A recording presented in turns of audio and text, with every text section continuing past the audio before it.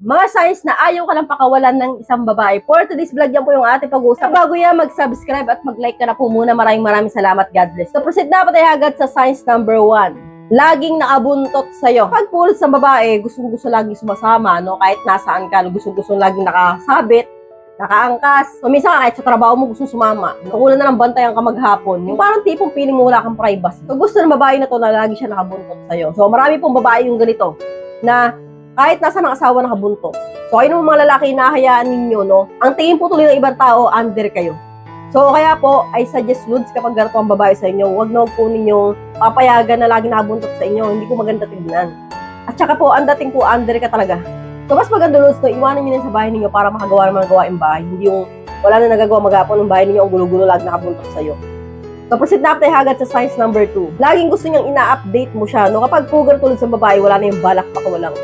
So, madali salita yung mga ganito babae, selosa to. Yung laging gusto niya update mo siya, anong ginagawa mo, nasaan ka na, pauwi ka na ba, ano nangyayari sa'yo araw-araw. May mga ganito babae na ubod ng selosa na gusto laging ina-update. Yung parang tipo na, sabi ka na magtrabaho, gusto nila mag-update sa'yo.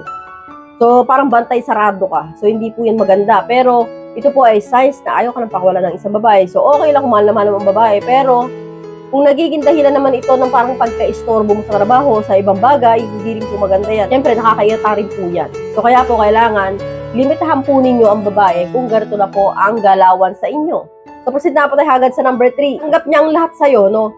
Ito po ay isa sa mga signs na ayaw ka na talagang pakawalan ng babae. Kapag tanggap niya lahat sa'yo, yung bad sides mo, mga pas mo, kadalasan po ang babaeng ganito, yun na nga, no, wala nang balak iwanan kasi nga, tanggap niya na ang lahat sa'yo. Una, wala ka nang tinatago sa kanya kasi lahat alam niya na. Dapat ay hagad sa number 4. Lagi kanya pinapatawad sa mga kasalanan mo, no? Yung tipong kahit kasalanan mo, siya parang nanghihingi ng sorry. Saka napakadali niya suyuin, no? Kasi nga, yung mga gatong babae, Lods, na paulit-ulit kang pinapatawad, takot yan na mawala ka. Kaya nga, ang gagawin niya, sige, okay na.